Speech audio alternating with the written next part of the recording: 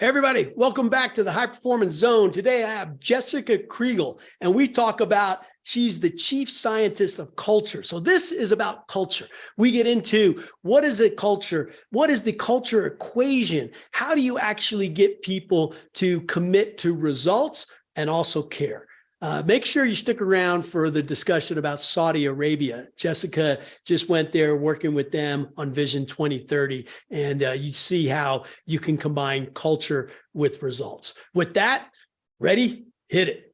Hey everybody, welcome back to the High Performance Zone. Today we're talking about culture and someone who's an expert at that and has a chance to share a bunch of stories. Jessica, welcome to the High Performance Zone. And first off, what got you inspired on the concept of culture? What's your background?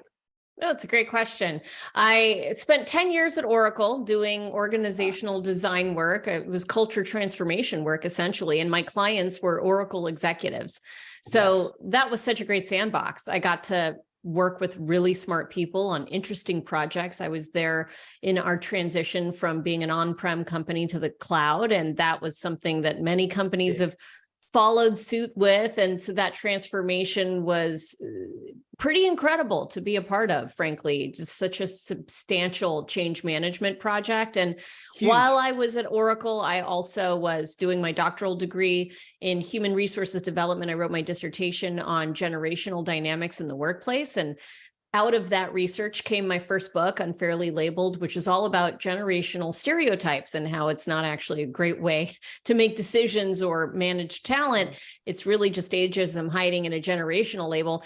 And when I wrote that book, my keynote career just kind of took off. People wanted to hear what I had researched. And as I was working with different clients and customers around their generational dynamics, my message was, don't do that. That's stereotyping. It's not useful. So a culture shift needed to take place. And I got to work with these really interesting companies on that culture shift. And it felt something that it was just something that really energized me and got me excited. Last year, Culture Partners bought my business. And so now I get to do it as a part of Culture Partners. Wow. What time frame were you at Oracle? When was this? I joined Oracle as part of the Taleo acquisition, which was in 2012. And then I left about 9 or 10 years later. Okay. Wow. Was Larry Ellison still involved at that point, or was he pretty much just? Oh, yeah. Larry Ellison is always been very heavily involved in the business. I mean, he is not an absent CEO. He did remove himself from the CEO position. If you remember, he became the board chair and then he came back. So he's, I think right now, if it's still the same, he's the chief technology officer and he's really involved in the organization. I mean, he's a visionary. How would you describe the culture of Oracle, and has it changed over that time frame? Oracle, I would say growth. That's what drives the culture of Oracle. And it really depends on where you are within the organization. I've met people who work at Oracle who had a very different experience than me. I was in the HR team. The people in HR were brilliant. They cared about each other. They cared about the company. And I had a really great experience. In the sales organization, it was probably more sharky and designed to be so. I think that college graduates had a totally different experience as they had their big class of program that was hiring 5,000 college graduates every year. Wow. Certainly culture is leader-led. And so Larry Ellison was driving the kind of culture that works for his strategy. It obviously works. It's a highly successful business. And it shifted significantly when there was any kind of acquisition activity, and it was an M&A growth strategy that Oracle had and has. So when big acquisitions happen, that significantly changes the dynamics of culture within the organization. Wow, let's dive into that because, M&As are happening all the time, right? And you get to work with companies doing that. Tell me, what's the dynamics that occur during an M&A, and how do you build a new culture or integrate people into an existing culture? Well, I think first, culture needs to be on your radar if you're engaged in any kind of M&A transaction. And it's not typically. Most organizations, when you look at their checklist for their M&A due diligence, culture is nowhere near that list. They have HR related things on the task list, including looking over the job titles and compensation alignment and so on and so forth. That's not culture, though. Culture, as we define it, is experiences that we co-create. Everyone is creating culture at all times through the experiences we're creating for each other. And those experiences lead to beliefs. So I'm chatting with someone about a manager, and what they say is an experience I'm having that leads me to a belief. That belief is going to drive my action, and those actions get results. So culture drives results. Yes. That's the thing that your listeners need to understand. It's not about ping pong tables and happy hours. Those things don't drive results. Those are about feelings. And culture is not about feelings. Culture is about results if you do it right. And so the experience that people have in an acquisition when they're being acquired or they are the acquiring party is really significant to drive beliefs about how the acquiring company feels or believes about that acquired company, where the power lies in that power dynamic. Those kind of things need to be thoughtfully considered and intentionally designed in experiences that we create as we go through that process. If you're going to drive action, which is loyalty of the employees, people who stay with the company after the acquisition and ultimately get you the results you want.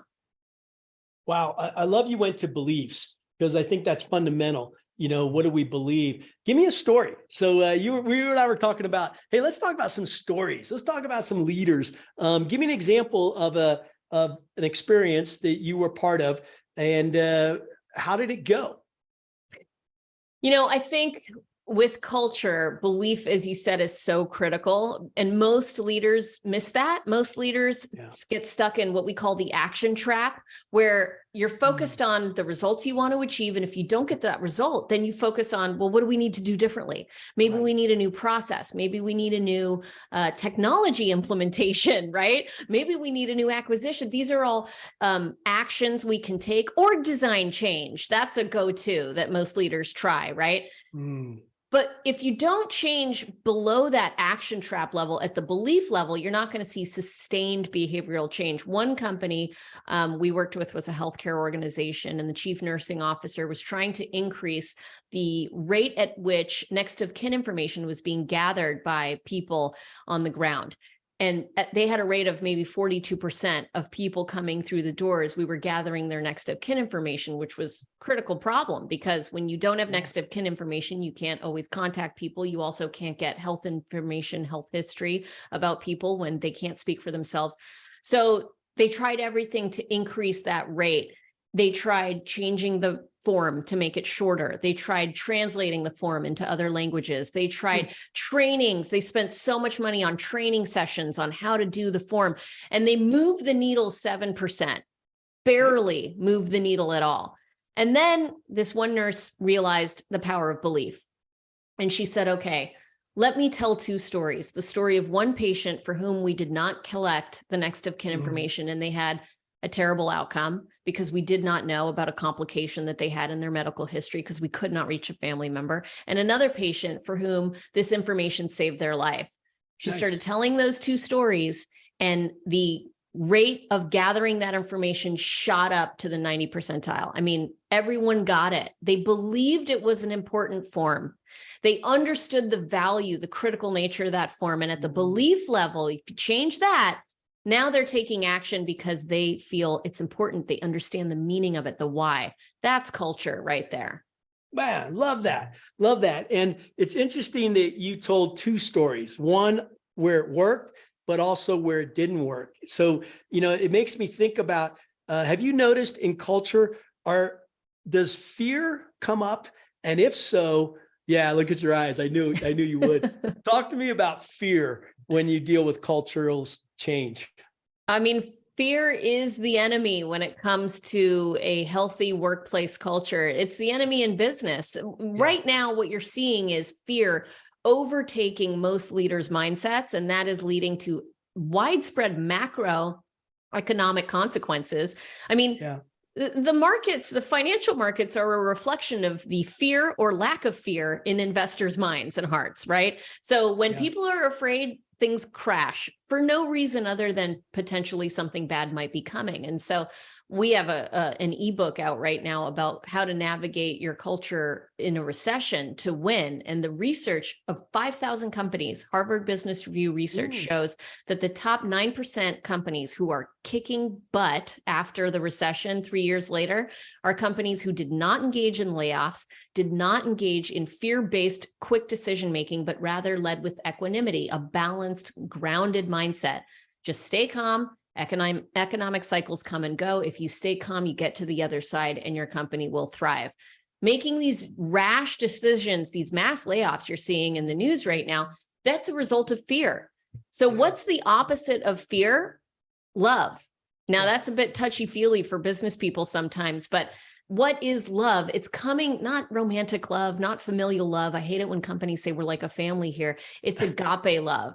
Yes. Love, the way Thomas Aquinas defined it, which is to will the good of another. When you create experiences, which remember is that foundational level of culture, from the heart, from a place of service, from a place of how can I give rather than what can I take, that creates a belief in your people that's going to create action of loyalty, action of being proactive, of really giving a crap about the work that you're doing. And that's going to get results from your organization. So love is actually the answer. Love is the opposite of fear.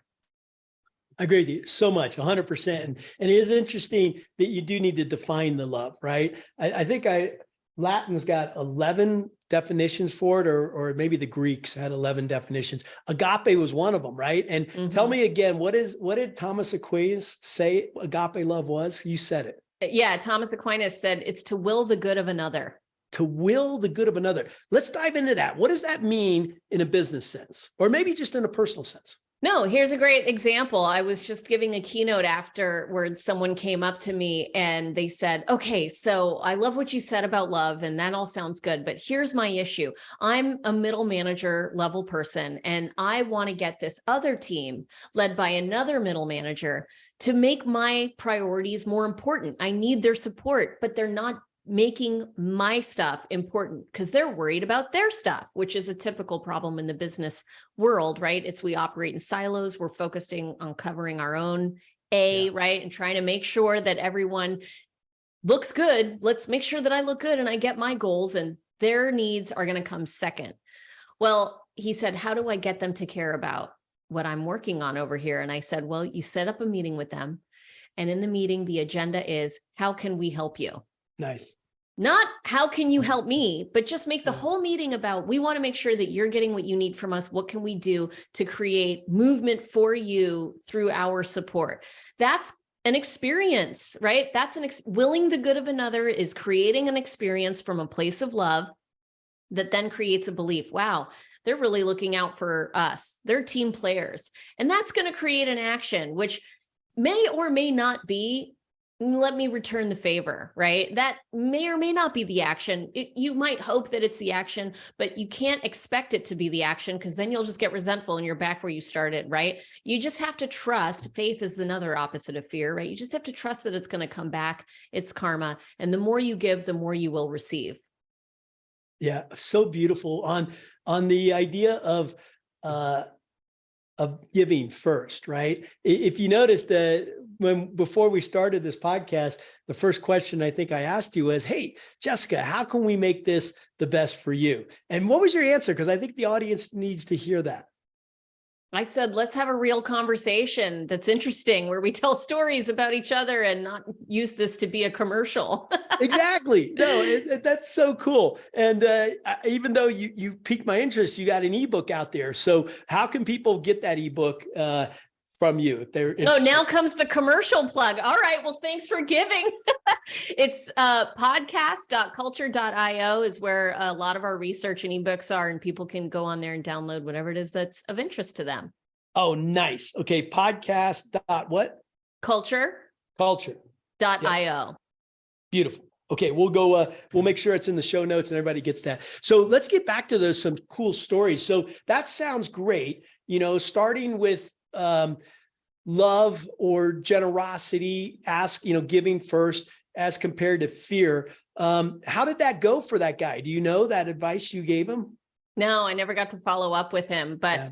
I can tell you from my experience that it works. I've got a friend who's a keynoter, the keynote crew. I mean, people who do keynotes that kind of stay in touch and share advice. One guy that I really look up to is named Ryan Leake, and he'll text me once a quarter and just say, anything I can do for you today? Oh, It's nice. fantastic. And, if he ever needed anything, I mean, I would just jump at the opportunity to support him, because that's the mindset that he brings to his interactions. And that works. He also wrote a great book where he talked about how can I give credit rather than take credit, finding opportunities to give credit. That's the kind of person I would want to work for, not the person who's trying to take credit. So it's a mindset that radiates charisma, it radiates confidence, it radiates a higher vibration that people want to be around. Yeah, and I love that you used the word mindset. I think, and I agree with you. You can feel it, right? You can feel when someone cares, and you really can't fake it. If you think about cultures, you can tell when someone is genuine, authentic. And I think we have these receptors when there's a BS factor in there, right? Have you ever done any research on that? Or do you concur? Yeah, so I believe that I kind of agree with you when you said you can't fake it. I do believe that we can act our way into right thinking, and that we don't think our way into right acting. So what does that mean? Nice. Sometimes I really don't want to work out and I want to lay in bed and watch Netflix all day, but Yeah, I'm yeah. going to act my way into right thinking, where I'm just going to get up and stretch. And if I can just Yes. get up and stretch, that's a win today. And then tomorrow, maybe I'll get up, stretch, and then go for a walk. And that act, I'm faking it kind of in that moment, right? My thinking is not aligned with how I genuinely want to show up in the world, but I can not listen to myself, which is a really good thing for me. Sometimes listening to the ego mind does not always work out for me. And so when I act differently than I feel, like, for example, smiling when I'm in a bad mood, sometimes that makes you smile. I mean, I do this gratitude practice in the morning. I don't just write gratitudes, which I used to do. I used to make a list. I'm grateful for my pillow. I'm grateful for my, family, whatever. But For then, your pillow. That's a good one. Okay. but now I actually practice feeling gratitude. So I think of the thing Yes. pillow, and then I'm like, okay, now I'm going to close my eyes and I'm going to generate the feeling of loving my pillow right now. And I just generate it, and I'm like radiating, and then I push it out into the world. Okay, this is what pillow love feels like. And it changes. I mean, it changes how you feel. So I kind of do believe in fake it till you make it if it's coming from a genuine place, Oh, I love your pillow love story. I'm going to remember that. When you think about, this podcast and hopefully others, that's a cool pillow love. I do a gratitude practice every morning also. I'm glad that you did that. And what I do is I say, what am I grateful for in the present moment? I love the idea of, so your pillow, right? That's what you were doing. But I love the idea of getting into their feelings and not out of the get out of the head and into the heart, right? And feel that. But then here's what I try, and you maybe try this, is I go back to yesterday and I say, what happened yesterday that I have something to be grateful for? And I'll remember pictures or conversations, and this will be one of them, right? I'll go, hey, Jessica she taught me about pillow love, and that's cool, right? So, and then I try to go forward to my day and think of others too, right? So let's talk about something else here that really intrigued me in your readings or my research on you, is what is a culture equation, and what is that? And how do you measure results? Because I think at the end of the day, you're pretty clear on that. You need to measure results. So what is it and how do you do it? Yeah, the culture equation is a model that businesses can use to drive results in culture. And most people think of culture as the ping pong tables and the happy hours and these perks, and that culture is measured by an employee engagement score. And I don't subscribe to any of that. Culture is experiences that lead to beliefs, that drive actions and get us results. So culture is about results. And the research that we've done over the last 30 years with our clients show that the number one driver of culture strength is clarity of results. When you are clear on what it is you're trying to achieve, that influences the culture strength. So results is the key to culture, and it's also created by culture. Now, when you understand the key results that you want to achieve, that can get cascaded into the business to every employee down to the frontline worker to create meaning in the work that they're doing. And that's really the key. So how do we measure success with culture? It's, are you achieving your results or not? What are your results? Are you getting them? If you're not getting them, then your culture is not working. You can feel happy every day, but if you feel happy and you're not achieving the goals that you've set for the organization, that's not good culture.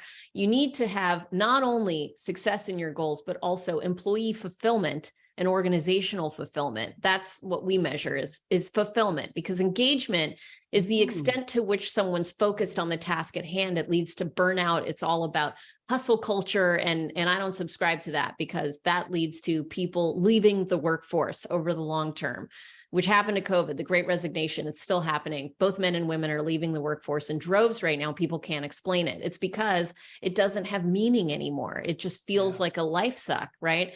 If you have fulfillment, fulfillment is the extent to which your character and abilities are fully developing in the work that you're doing. Are you developing your character? Are you developing in the goals that you have for yourself? If that's the case, now you got something really special where the company has goals that are being fulfilled, employees have personal goals that are being fulfilled, and where those two meet, that's where the magic happens. That's great culture. I love the idea of fulfillment. And you started to get to it, but how do you measure fulfillment? You mentioned the personal goals and the company goals, but give me an example with the company you work with. How do you measure fulfillment? Yeah. So with every organization we work with the culture equation is purpose plus strategy powered by your culture equals results.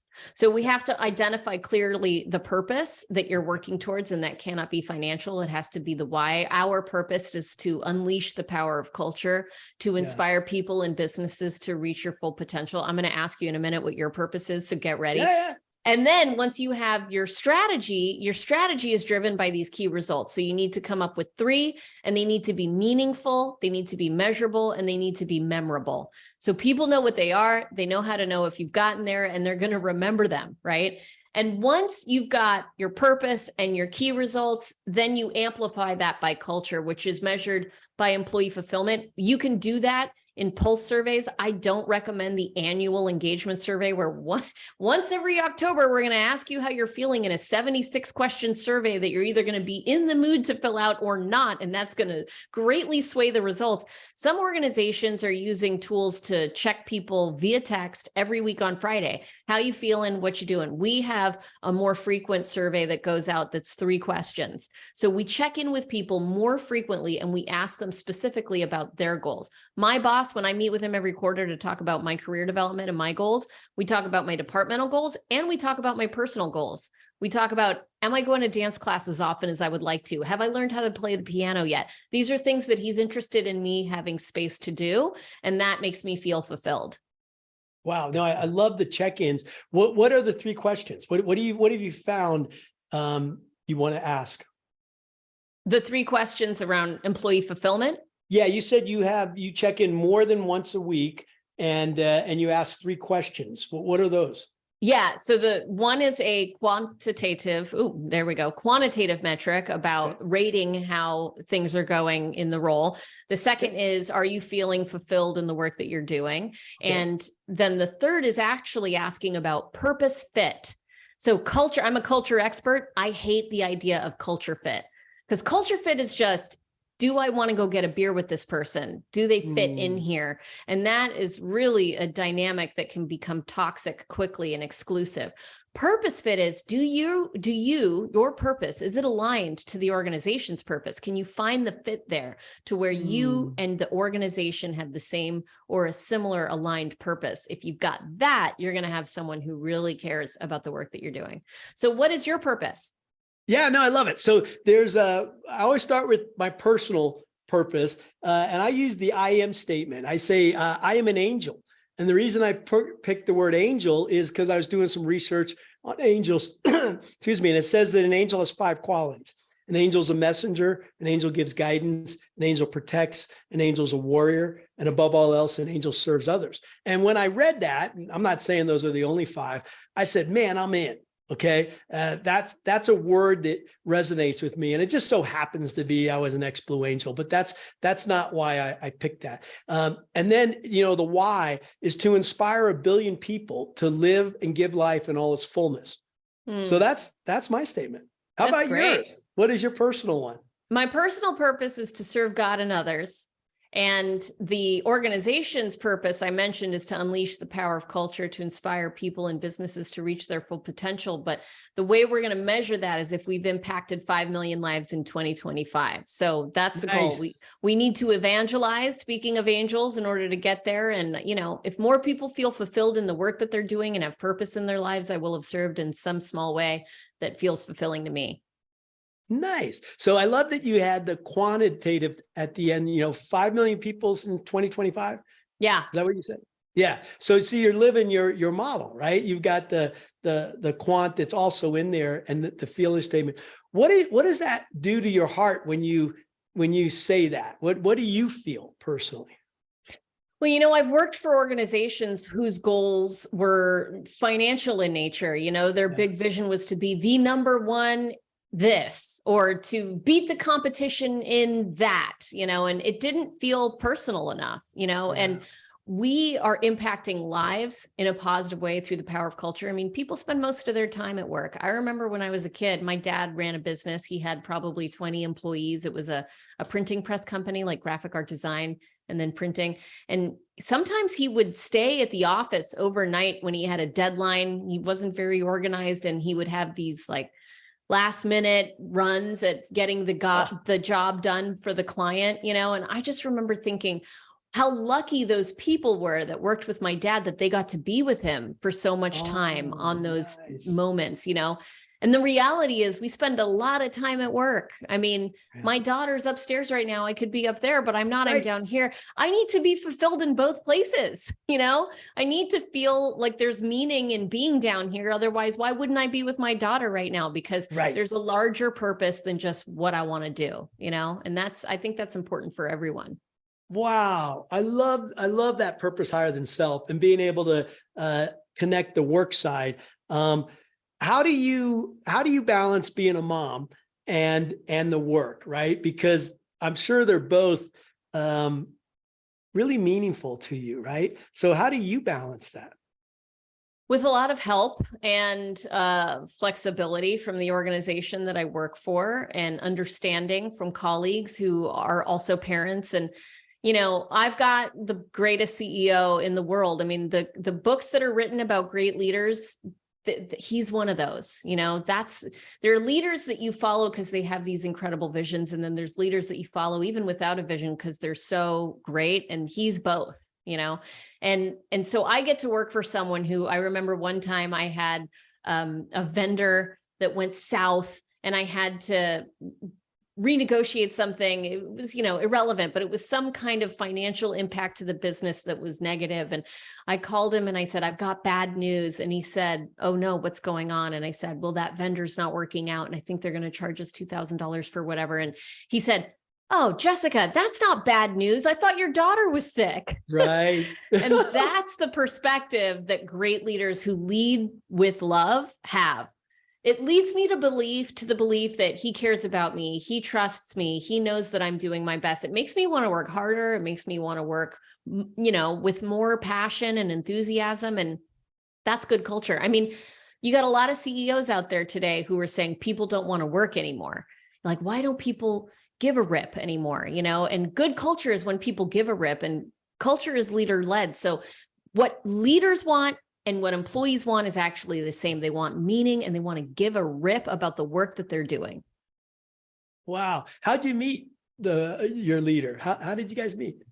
I was at a conference about culture and sat at lunch next to someone who worked at one of this Culture Partners clients, Tiffany, and they were telling me about their culture initiative. And I said, wow, that sounds like a great process and a great program. Who are they? I looked them up. I found the CEO on LinkedIn. I sent him a message and said, hey, I want to chat. And the rest is history. Wow.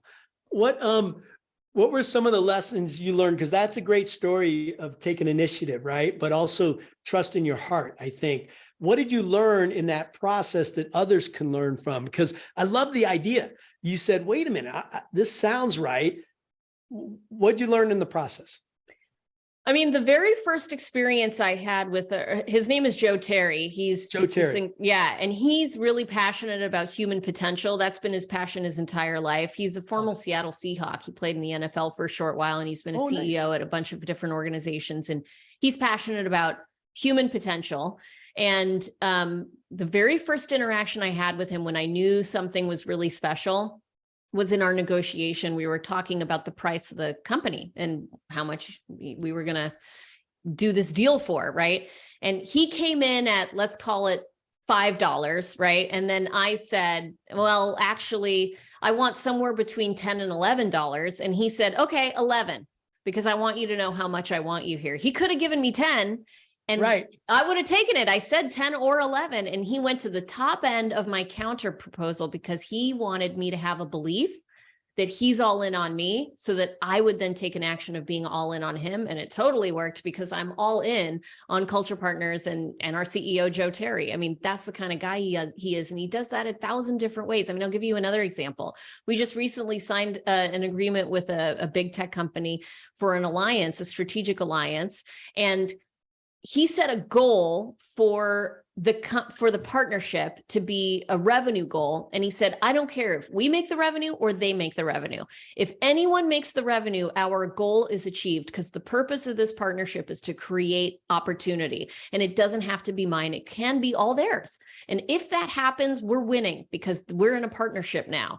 That's not the mentality of a typical CEO. It's the mentality of a winning CEO. And that's the kind of guy I want to work for. Wow. There you go. Give me an example. I love that, by the way, of some of the clients that you've worked for, some stories of what are the challenges that people are really seeing these days, right? That you mentioned them earlier, but what are the challenges, first off, that a lot of the companies you get to work with are experiencing? Yeah, I mean, you would recognize a lot of the names of our clients we've worked with across every industry, you know, Johnson & Johnson, Ocean Spray, Chili's, Hormel Foods. I mean, big companies, Fortune 10 companies now that we're currently work with, healthcare, a lot of healthcare organizations. I mean, healthcare has a real challenge before them in terms of culture to drive results. And so, what most people are struggling with right now, I would say, is alignment.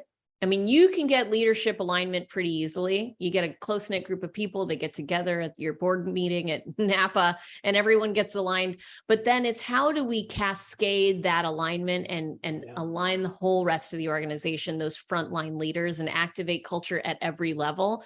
That's really what our superpower is activating culture at every level. Our clients are people who get the power of culture. We don't have to convince anyone that culture is important. They wouldn't be talking to us if they didn't think that culture was important to drive results. But they're not people who can scale that. They're not people who necessarily know what tools they can use to amplify what's working so well at the top level, at every level of the organization. And the bigger the organization gets, the more it can disperse, right? Yeah. So that's what we do. Man, that's sweet. I love the idea of scaling culture because that's hard, right? So, I mean, how do you do it? What are some of the tools that you use? You focus on results and clarity of results first, as I mentioned, creating key results for the organization that become the rallying cry for everyone at the front line. I mean, the Chili's waitress needs to know what those key results are. You know, the Hilton room cleaner needs to know what the key results are and how what they do impacts those key results. That's number one. And then you go through that pyramid we talked about, the experiences that lead to beliefs, that lead to actions that get those results.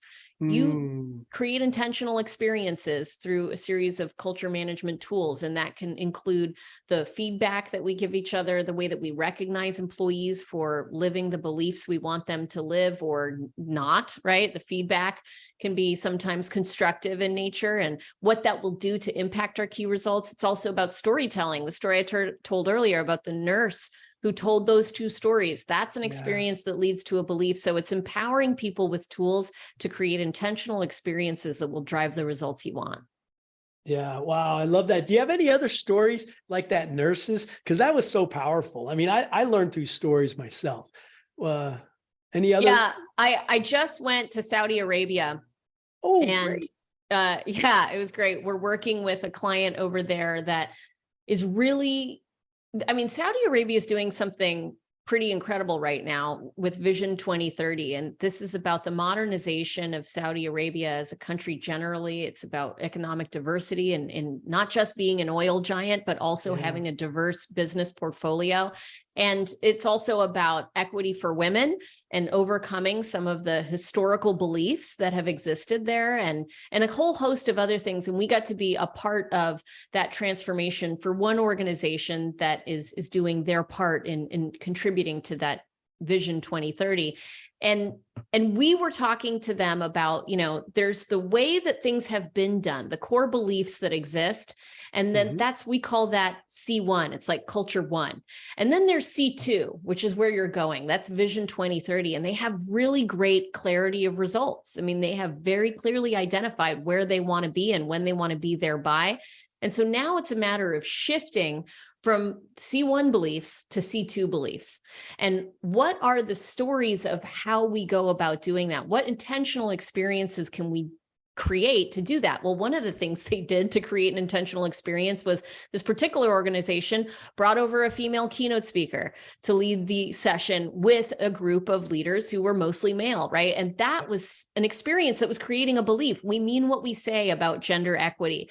And when I got there, it was interesting. I was wearing a headscarf because I wanted to respect the culture and I wanted to, you know, fit in and make sure that I wasn't offending anyone. And someone came over to me and said, please take that off. I said, really? Why should I? I mean, you're wearing one. She's like, yes, but I'm Saudi and you're here to show us a new way. So we'd love for you to take that off. And so it's a really fascinating experience. And you see beliefs changing in action, and it can be really powerful. Something as small as whether I'm wearing a headscarf or not. Wow. You know, talk about a change of mindset. I mean, Saudi Arabia, you know, and women equity. I'm a little bit familiar with the Vision 2030, but I had no idea that they were that progressive. How does a country like that change such core beliefs? Some of them religious based, some of them old school. I mean, how do you go to what did you observe? Do women have equity? And what are they trying to do to make that happen? You know, it's interesting. I saw women leadership at this particular organization that were paving the way for future leaders. I mean, one particular woman was in charge of a significant effort to, you know, I can't go into detail because of the nature of the client, but whatever. She led this great project and she did really well. Let's just put it that way. And she was highly respected. And what I saw was, a country generally, I mean, because I was a tourist as well as being there on business, right? I saw a country that was deep in faith, and they had breaks for prayer, right? There were prayer rooms at the airports. There are prayer rooms. There's in my hotel room, there's a prayer rug and a Quran, and there's an arrow pointing to Mecca so that you know which way to face when you pray. And I think there's something really profound about the strength of their belief in a higher power, which gives so much meaning. You know, I mean, I wonder what America would be like today if we took 5 prayer breaks a day to pray to whatever God we had. You know, what difference would that make? I mean, in some ways, for some people, God is love, you know, so when we talk about leading with love, it's leading with faith. And so I think there's a lot to learn both ways. I don't think that we can necessarily say they're behind us or they're ahead of us. I mean, in some areas, we each have something to learn from the other, from a cultural standpoint, from a national culture standpoint, and organizationally, we can also learn from other organizations as well. So it was a really special trip, and I'm looking forward to going back. Wow. You know, I love that faith is obviously very strong, and you brought it up a couple of times, and your mission with God. So how do you connect? And I believe love is the answer, right? But the idea of a strong faith in the business world, Yeah. Yeah. I mean, faith that everything is going to be okay is the way to overcome that fear that can lead us to make bad fear-based business decisions. It's the mindset tool that you can use. And what does that mean? It means when something bad happens, and let's say we don't meet our quarterly earnings target, right? Having faith that that's okay. Sometimes we have to make decisions that are for the purpose of bettering our people at the expense of our profitability. And leaders who are willing to put people over profit have faith that over the long run, that's going to pay off. You may not meet this quarter's target, but maybe you're going to meet the annual target, or maybe not even the annual target, but you're going to meet another target a few years later, or be better able to accomplish your purpose and your mission. That's the kind of faith that I think leaders need to have, that you're doing the right thing, you're on the right path, and everything's going to work out. It's this karma thing. That's the power of love. I love everything's going to be okay. You made me remember my mom. She taught me that, and I think about, again, what are the lessons you're teaching your daughter, let alone companies, right? She actually, she lived it. She didn't just say it, right? And I felt safe. I felt secure that, if I did something wrong, like one time I went to give her some roses, but I give her roses that have dirt hanging on out of it. And she's like, John, where did you get this? And I said, oh, the neighbor's rose garden. There's a dilemma for her mom, but she handled it really well. She goes, well, I'm so glad you're thinking of me, but we don't pull it out of neighbors. And it was really cool, but it's just the way that she always allowed everything's going to be okay with accountability, though. And I think that's kind of a piece. So how do you tie in accountability to that example maybe that you gave about missing the quarterly numbers, or any other example? Oh, it's a great question. I mean, accountability is at the core of what we do. We have this brilliant model which uses language that sounds like above the line thinking and below the line thinking. Yes. So below the line thinking is, I'm a victim. This happened to me. It's not my fault. Here's the excuse. These are the other people that I can blame. Above the line thinking is rising above those kind of ego-based level thinking patterns and saying, okay, I'm going to rise above these circumstances. I think Maya Angelou said, if you don't, what was that quote I just read online? It was, if you can't change something, change the way you think about it, or something like that. And so above the line thinking is changing the way you think about the circumstances that you're in and saying, okay, what can I do to identify the problem, to own that problem, to solve for that problem, and to actually engage in the activity I need to do to get us out of that problem? And that's accountability. And accountability and love are not at odds with each other. They are the same thing, because coming from a place of love is the ultimate accountability of myself, right? Is I'm accountable for the way that I show up. And I'm also going to love you enough to hold you accountable to the goals we've set forth together here. So it's the courage to lead in a way that all boats rise together, Yeah, I love the analogy. When you point a finger at someone else, there's three of them pointing back at you, right? This idea of personal responsibility that turns into accountability, right? Yeah. Or your example there. What got you into this entrepreneurial spirit? So you're working with Oracle. You're in a great department. You said the people were awesome at HR. You're doing amazing things. What made you shift to your entrepreneurial side? I don't think I have a very entrepreneurial heart, frankly. I was just thinking about this the other day. I wrote a book because people needed to find this message. I mean, I knew that people needed to know that the way we were talking about millennials was not right. And my research showed it. And I thought people needed to hear that message. The book then turned into a keynote career kind of on accident. My dissertation supervisor spoke to someone who had a conference about what I was writing my research on. They invited me to speak, and I ended up doing pretty good. And a bunch of people in the audience asked me to come and speak to their organizations. And then it was just this referral snowball that happened. And so I didn't try to create a keynote career. It just happened. And then I tried to continue it. That's when I decided, this must be working. I like doing this. I was a theater major in college, so I liked being on stage, and it was something that made me feel like I was in the flow. So I was like, let's do it. But I didn't leave Oracle because I loved my job at Oracle. So I stayed at Oracle and kept doing the keynote thing. Even after when I left Oracle, I continued keynoting. I became a CHRO at a tech startup. And then after that, I sold my business to Culture Partners. I've always had that corporate job while I was doing the keynote business. And so I was that's good. Dual roles. And I think that was because I was always afraid that something massive and tragic would happen to the keynote industry or me, and I wouldn't be able to support myself. And then COVID happened. And when COVID happened, every keynote speaker was struggling, and I had my job at Oracle. And I was so glad that I never left, because I had health insurance and that fear was abated because of the choices I had made. So I'm not one of these crazy risk takers, frankly. Right.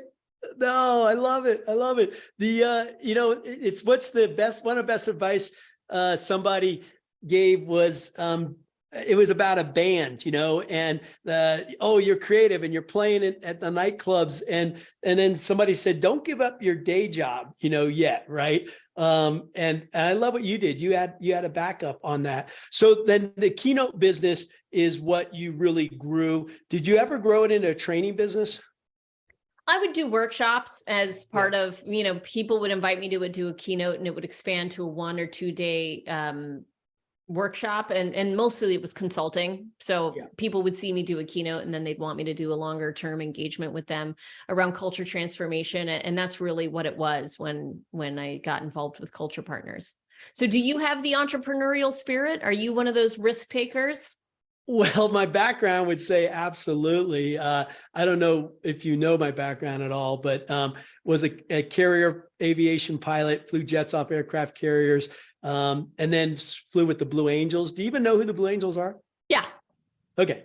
Yeah. Most people would say that's risky. I didn't think of it that way. And we on the team don't think of it that way. We do understand it's inherently unforgiving. Right. So the idea of mindset, the idea of beliefs, the idea of having process matters. Right. And but most people actually, after that, we go back to the real Navy and we teach kind of like Top Gun, train the trainer kind of model. But then all of a sudden I'm like, I want to do something else in my life. I really enjoyed every moment in the military. I mean, it was just the experience of a lifetime. Talk about experiences, right? And then I wanted to have a bridge. So kind of like you, I took education. I went to Stanford Business School, was a Sloan Fellow there. And that's when I got exposed to Silicon Valley, 1997. Remember what was going on then? I mean, it was the land of opportunity. And my whole mind shifted. Initially, I thought I'd be in a big company working there because I'm used to that. The military is basically a big company.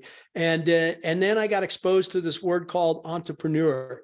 And guess what, Jessica, I couldn't spell it, right? I still can't, right? But it excited me. And that's been my path the last 2 decades, which has been a joyful path. But one, as you do know, that it is risky, and like if I had a daughter and I was, having to support, you don't have the ability, I don't think, to make those decisions where, I was single at the time. I could do whatever I wanted. And it allowed me to take some risk that not everybody has. But the joy of that, there's a lot of joy. And as you know, a lot of struggles. So even right now, where do we choose to spend our time? You're sitting here talking to me and your daughter's waiting for you. We're going to get you to her super quick because I got these 2 Rhodesian Ridgebacks laying at my feet here. And they need a skate ski. I live up in Sun Valley, so we go skiing all the time, and they need some exercise. But do you know what Rhodesian Ridgebacks are, by the way? No. So they're dogs. They're big. I know they're dogs, but I can't picture them. Yeah, they are. They were bred in Rhodesia to protect the flocks from lions. So they tend to be lion. They're curds, but they're big, 104 pounds. And the female's 72, and she, by the way, kicks his butt. Okay. I mean, it's so cool to see because she's feisty. She's good. He's just big, but he protects her when they're out in front of things because his size matters. Right. And anyhow, it's really a beautiful relationship to see, how they really get along. And they're laying here right now. butt to butt, and we're going to go on a skate ski here right after this. So That sounds fun.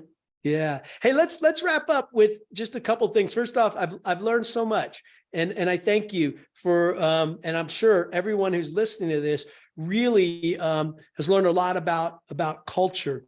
What are the life lessons that you've learned over your life? Maybe one or two, just pick one. Maybe it's a quote, by the way. You were talking about Maya Angelou there earlier, that you actually live your life by, that you'd want your daughter to hear. Well, one of them is actually going to turn into a question. I love Ram Dass and everything about Ram Dass, and his book, Be Here Now, completely changed my life. And your tagline, glad to be here, reminds me of that. It's like, glad to be here now, right? So are you familiar with Ram Dass, and did it come from that, or where did glad to be here come from? Yeah, well, number one, I am familiar with Ram Dass, boy, and that. So you must do some spiritual work in the meditation in the Eastern world too, right? Yeah. Yeah. It's very, very powerful, right? Yeah, glad to be here is very much a saying about presence, right? But it means more than that. We're actually writing a book right now. It'll be out soon. I think I'm going to title it The Glad to Be Here Mindset, but it involves this mantra of glad to be here, which I think, you and I were joking, talking beforehand. I heard that from my mom. Remember, my mom's been a big influence in my life. My dad too. My dad taught me integrity and character, right? And it was beautiful. And my mom was love and compassion. They actually both had both, but it was kind of interesting to watch how that transpired. And then on the Blue Angels, we debrief and we always say glad to be here. And it's a deep, deep meaning, right? Part of it's just grateful to be part of such a great organization, which, by the way, has an unbelievable culture, everything that you're talking about, right? And then I took it a little bit deeper, and I started thinking about, what does that really mean in the workplace? What does glad to be here mean in my own personal life? And it started to evolve into this. I'll give you the 4 pillars here real quick. So glad is this idea of gratitude, right? I mean, I'm living every day in gratitude. We talked about our gratitude practice. And to me, gratitude starts with learn, grow, give. I always want to learn every morning. What can I learn? How can I grow? And how can I give? And you and I just already talked about that. Give first, give often, right? 2 is this idea of purpose. And you guys talked about how important having purpose is, right? And knowing that purpose. B is that passion, right? That passion to go out there and really follow your dreams like you've done. And here is the presence. If you're present, you can live life in all its fullness. So it embodies all of that. What does it mean to you, though? Glad to be here. I went to the gratitude first. It made me smile. Before I came on this podcast, I got a little care package with a mug that says glad to be here on it. And I didn't know anything about you necessarily yet. And I saw it and it just made me chuckle. And every morning my boyfriend will make himself some tea and he'll take a sip and he says, glad to be here. For real? Oh, yeah, nice. It's become a thing in our house. So it really does pep you up. It's like that exercise, the pillow love exercise, making yourself feel gratitude. It's actually a best practice. It's one of the things that our CEO does every single Friday in our executive leadership meeting. We start with gratitude. Everyone goes around and says something that they're grateful for. It does shift your mindset. It creates room for a new level of thinking that then we do our best work in that space rather than coming in with, all right, it's Friday, last day of the week. It really does shift something. Yeah, we actually start our Monday meetings with gratitude. What's your best personal or professional growth? What gift? What are you grateful for? So I love that you can take this idea of gratitude and all the other things we've been talking about and put them into the workplace in a way that's meaningful, as you said, to not only organizations, but to people. And when you make that bridge, magic happens, which is what you know. Everyone wants the same thing. This whole idea that it's people or profit is a complete false narrative. People and profit can coexist. And in fact, they both thrive the most when you make decisions that work for both sides. We just have to, good culture is when people give a rip, and people want to give a rip about the work that they're doing, and CEOs want employees that give a rip. So you know what? You got to give a rip about them. That's our next book. I love that. Hey, speaking of my last question here is, with the world, we're seeing a lot of conflict in the world, not in the United States and then globally. And you now get a unique perspective because Saudi Arabia, that's a pretty, I would say, structured way of looking at it. How do we bridge the gap? My father was on a 12-year trip around the world on a motorcycle before he died. You had an amazing father. Yeah, I really did. His name was Hubert Kriegel. He was, if you go to thetimelessride.com, you can check out his travels. And he went everywhere. And he left with a very clear perspective about what countries he liked and didn't like. He was a French person, very proud French person, and, had the French flag on the back of his sidecar. And he was like, I'm going to love Peru. I'm going to hate Russia. But on his travels, the more he got to know people, the more he realized that we're all the same in our differentness, and we're all different in our sameness. And he ended up loving Russia. He ended up falling in love with Mongolia. That was his favorite country. Everyone always asked, what was your favorite place? Mongolia, because they were nomads, because they were just like him, And so that is the bridge. No one is different. Everyone is the same in our unique humanness. And that is what I hope people can come to realize. And it solves the problem of this divide that occurs between the frontline worker, the anti-work movement, and the greedy CEO. It's like CEOs and frontline workers are both people, and they both want the same things. And we are not different. We just have to find a way to make the system work for everyone. And that's what we're figuring out now. The CEOs who are winning have figured that out, that it's all about people. Wow, we're more similar than we are dissimilar. That's absolutely it. Hey, your last name, Kriegel. We were joking about that. That's a German name, but you were born in France, right? Well, tell me about that real quick. By the way, I was born in Germany. Oh, you were? Oh, funny. Yeah. Well, my ancestors are from Alsace-Lorraine, which went back and forth between France and Germany. And so I was born in France, but my ancestors are German, and Kriegel's a German name. And we have, who knows where else I come from. I did that ancestry DNA, and I think I've got some Finnish in me too. So who knows how far back that goes. Well, what a blessing this has been. What's the last thing you want to leave our audience with? What has impacted your heart today?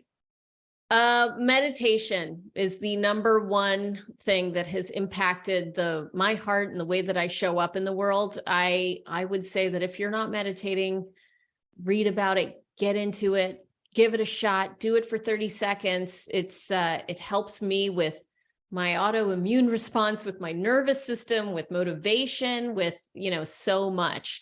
I think that's pretty transformative. Wow. Yeah, I did another podcast this morning, and we talked a lot about meditation. What is it? What meditations do you like to do? How did you get involved in meditation? I got involved in meditation when I was having my midlife crisis, and I went to a yoga retreat in an effort to find myself, which all sounds really funny to me now. But I went to this place called Ananda in Nevada City, and they taught me Hong Sa meditation, where you just repeat Hong Sa, mantra meditation. I tried that for a while. Now, these days, I just watch the thoughts come and go. Yeah. And that's become a lot easier than it used to be. I got past the point. It took me a while to get past the point of hating meditation. I mean, I had to just force myself to do it for a while until it became the thing I look forward to. When you get to that point, though, you realize you don't have to be sitting in a quiet room with a 20-minute timer going for meditation. Sometimes meditation is just a moment of presence. I mean, I could meditate right now if I just become present. Yeah. And get thoughtful about my breath is going in, my breath is going out. It makes my whole vibe change, and it's something I'm working on doing. Conscious contact with a higher power through meditation 400 times a day. That's my goal. Oh, nice. I like that. 400 times a day. So that must be short for you. You must just check in real quick, right? Well, I never get to 400 times a day. So it's still a goal. It's a measurable, meaningful, and memorable goal that I have set for myself. And I'll let you know when I get there. Okay, I'm going to hold you to that. All right. Yeah. So one trick I do is I have this door, the fridge door doesn't close all the way. When you slam it, it just opens up again. And when I first moved into this house, I got really irritated with that. And then I realized it was an opportunity to remember. So now every time I close the fridge, I'm very thoughtful about it and I make conscious contact with present moment and then I move on. And it's become a great moment many times throughout the day when I go to the fridge to remember. Wow. Great example. That's using meditation in life and vice versa, right? Being aware. Mindfulness is a better word there. Mindfulness. But I still do the 20 minutes in the morning. You know, I need that too. It helps. Do you do that before or after your gratitude practice? Oh, after. So I wake up, I listen to a guided meditation, which doesn't count towards my 20 minutes. Then I do a credit and debit check on yesterday. So I'll see what did I do great yesterday? Where was I needing improvement? Then I write down my dream. Then I write down any highlights, like you said, stories from the day that I want to remember, things my daughter said, whatever. And then I do my gratitude feeling exercise. Then I do free-form journaling for 1 page. Then I do 20 minutes of silent meditation and then I work out. That's I have to do that to not be insane throughout the day. Yeah. Yeah, absolutely. I'm glad you got the physical practice in there too, right? I find you need to do both. Wow. Well, thank you, Jessica. We really appreciate this. Learned a lot. I'm going to end on a glad to be here statement and then let you finish this. Okay. So I just want to say thank you for this opportunity. It was so cool to get to know not just the culture of a business, but more about you personally and how that ties in to just the way you live your life. And I love your mission statement and just glad we had this time together. Glad to be here. Over to you. Thank you. And I will end by leading with love and say, if there's ever anything that we can do to serve you or any of your listeners, we want to be of service. So reach out and let us know what it is you're struggling with. And if you just want to be introduced to someone in my network or whatever it is, give me a call. We'd be happy to be of service. That is awesome. And we'll make sure in the notes, what's the best way for people to get a hold of you? So I'm on LinkedIn, super active, and I have a weekly culture newsletter that goes out called This Week in Culture. And to get resources, our research, ebooks that we talked about, go to podcast.culture.io. Okay, everybody knows that, but thank you. Thank you, Jessica. Glad to be here. Thank you. It's nice to see you.